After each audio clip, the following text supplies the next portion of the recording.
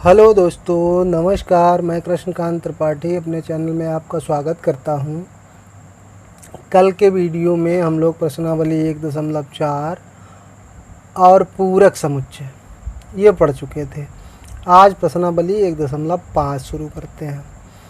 इसका पहला सवाल है, मान लीजिए एक सार्वत्रिक समुच्चय दिया गया है जिसके अवयव हैं 1 2 3 4 5 6 7 8 9। एक समुच्चय दिया गया है 1 2 3 4, दूसरा 2 4 6 8, तीसरा है 3 4 5 6। तो निम्नलिखित को ज्ञात करना है। ए डेश मतलब क्या हुआ? ए का पूरक समुच्चय।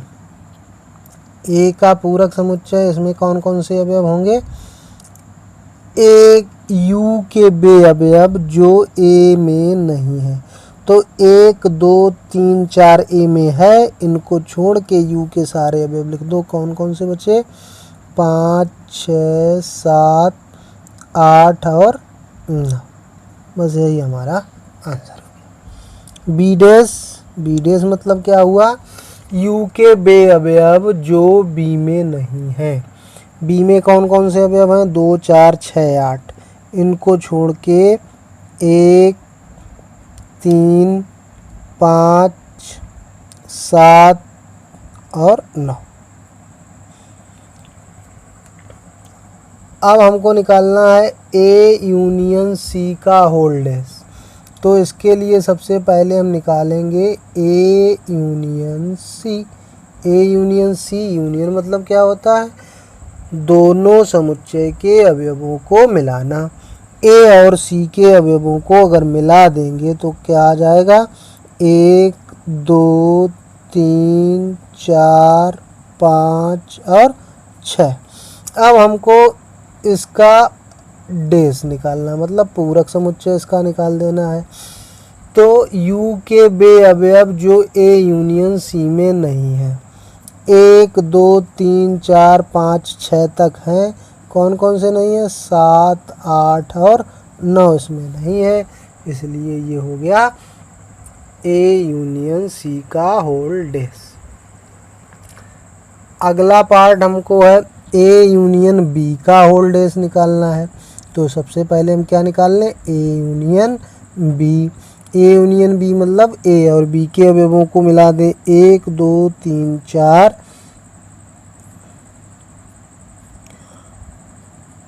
6 और 8।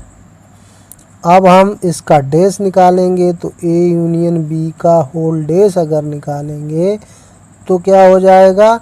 यू से इन अवयवों को हटा दो। 1 2 3 4 क्रम से हटा दो, 5 बचा, फिर 6 हटा दो, 7 बचा, 8 हटा दो, फिर 9 बचा। बस यही हमारा आंसर हो गया। ए डेश का होल डेश। ए डेश हमें दिखाई दे रहा 5 6 7 8 9। और ए डेश का होल डेश अगर हम निकालेंगे तो सबसे पहले ए डेश निकाल लेते हैं। ए डेश निकाल चुके हैं ऊपर, 5 6 7 8 9। और ए डेश का अगर होल डेश निकालते हैं तो मतलब क्या करना है? यू से ए डेश के अवयव हटा दो। तो क्या आ जाएगा? 1 2 3 4। कल ये नियम भी बताया था कि ए डेश का होल डेश किसके बराबर होता है? ए के बराबर होता है। बी माइनस सी का होल डेश। तो सबसे पहले क्या निकालेंगे? बी माइनस सी। बी माइनस सी का मतलब बी के बे अवयव जो सी में नहीं है। समुच्चय बी के बे अवयव जो सी में नहीं है। बी का कौन सा अवयव? 2 नहीं है, 4 है, 6 है और 8 नहीं है। अब हमें निकालना बी माइनस सी का होल डेश। तो किससे के साथ निकालेंगे? यू से। यू से कौन कौन से अवयव हटा देने में? 2 और 8। तो 1 3 4 5 6 7 और 9। बस यही हमारा आंसर हो गया। तो ये पहला पार्ट हो गया। पहला सवाल के सारे पार्ट हो गए हमारे। आप लोगों को समझ में आ रहा है तो तुरंत चैनल को सब्सक्राइब करिए और बेल आइकन को दबाइए, जिससे कि मैं वीडियो डालूं और आपके पास तुरंत नोटिफिकेशन पहुंचे और आप मेरे साथ पढ़ते रहें। दूसरा सवाल है, एक सार्वत्रिक समुच्चय दिया गया है ABCDEFGH करके पूरक ज्ञात करने हैं निम्नलिखित के। अब हमें ए पता है, ए का पूरक ए डैश होगा। ए डैश मतलब ए यू से ए बी सी को हटा देना है, तो क्या बचेगा डी ई एफ जी और एच। बी का पूरक समुच्चय बी डैश होगा और यू से डी ई एफ जी निकाल देना है, डी ई एफ जी, तो ए बी सी और एच। सी का पूरक समुच्चय सी डैश होगा, क्या निकाल देना है यू से ए सी, तो बी बचा, डी बचा, ई निकाल देना है तो एफ बचा, जी निकाल देना है तो एच बचा।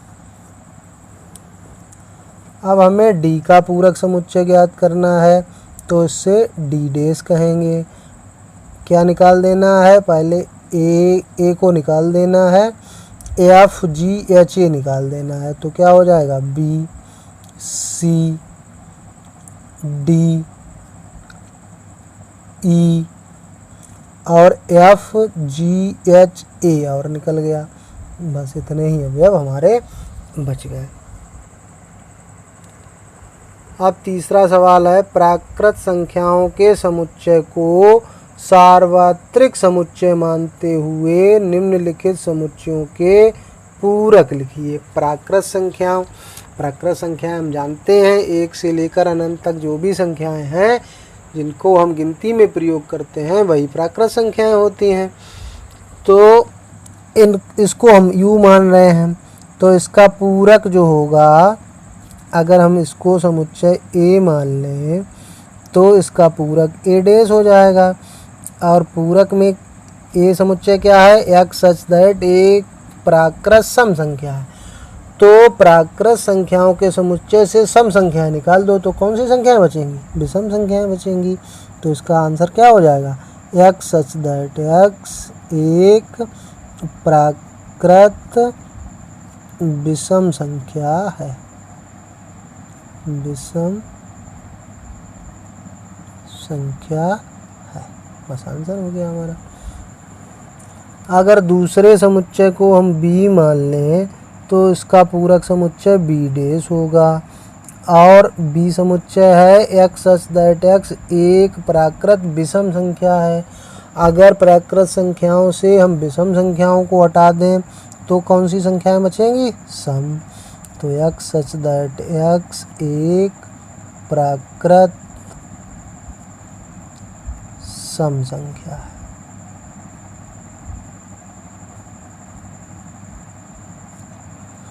अगर हम तीसरे में c मान लें समुच्चय को तो इसका पूरक c डैश होगा।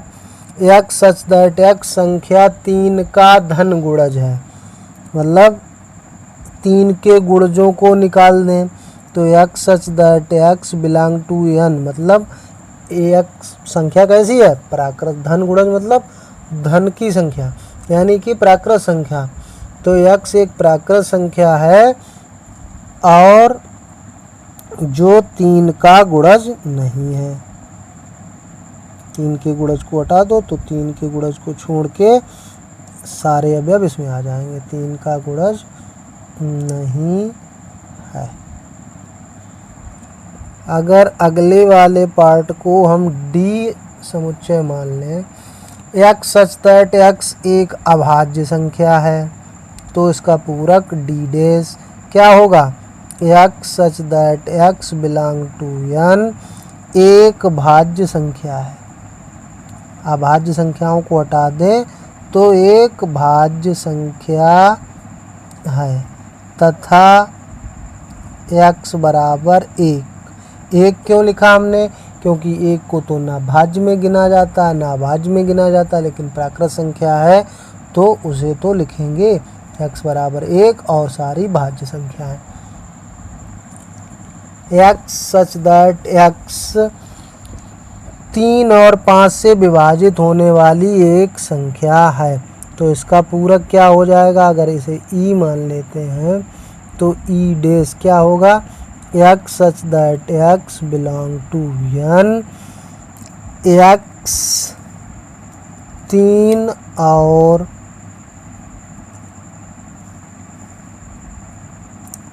5 से विभाजित न होने वाली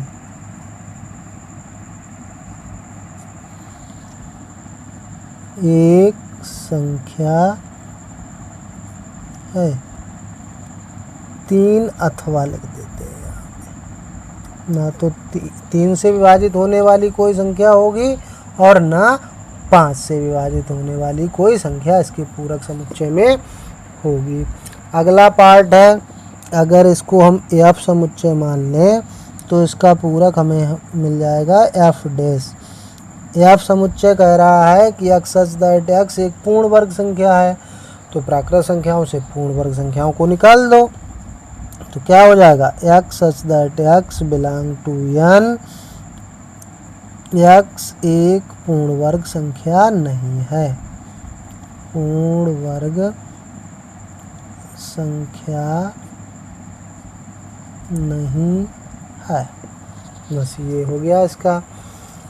अगर अगले वाले को हम जी समुच्चय मान लेते हैं तो इसका पूरक क्या हो जाएगा, जी डैश। कह क्या रहा है जी, एक्स सच दैट एक्स एक पूर्ण घन संख्या है, तो पूर्ण घन संख्याओं को निकाल देते हैं एन से। X such that x belong to n, x एक पूर्ण घन संख्या नहीं है।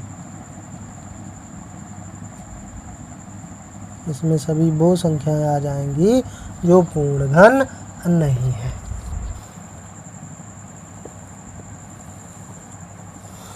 अगला पार्ट है, x such that x plus 5 equal to 8।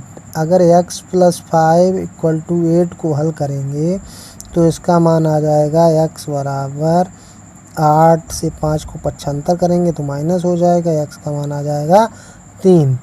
तो इसका अगर हम पूरक समुच्चय अगर इसको एच मान लेते हैं तो एच डैश पूरक क्या हो जाएगा, x such that x belong to n तथा x does not equal to 3, क्योंकि एक्स का मान 3 आ रहा है, तो जो संख्या 3 के बराबर नहीं है वही हमारा आंसर हो गया।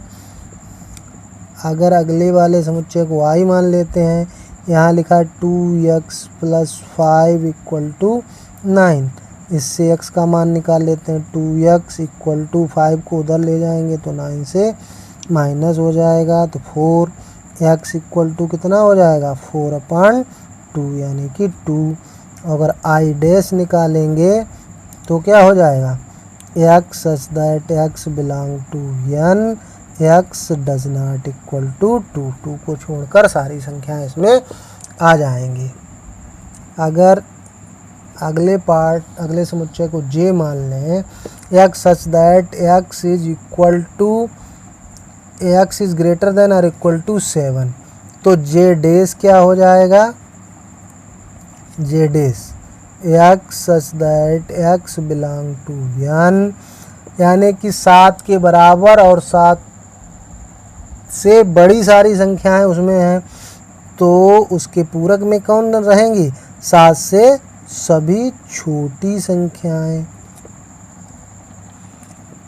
और अगले वाले समुच्चय को अगर के मान लेते हैं, x such that x belong to n और 2x plus 1 is greater than और इक्वल टू 10, तो अगर 2x plus 1 is greater than और इक्वल टू 10 है तो 2x plus 2x is greater then, एक को उधर ले जाएंगे तो माइनस हो जाएगा, 2x इज ग्रेटर देन 9, तो x इज ग्रेटर देन 9/2, तो 9/2 से बड़ी सारी संख्याएं इस समुच्चय में लिखी हुई हैं, तो पूरक समुच्चय के डैश में क्या होगा, x such that x belong to n और एक्स इज लेस देन 9/2, 9/2 से सारी छोटी संख्याएं उसके पूरक समुच्चय में आएंगी।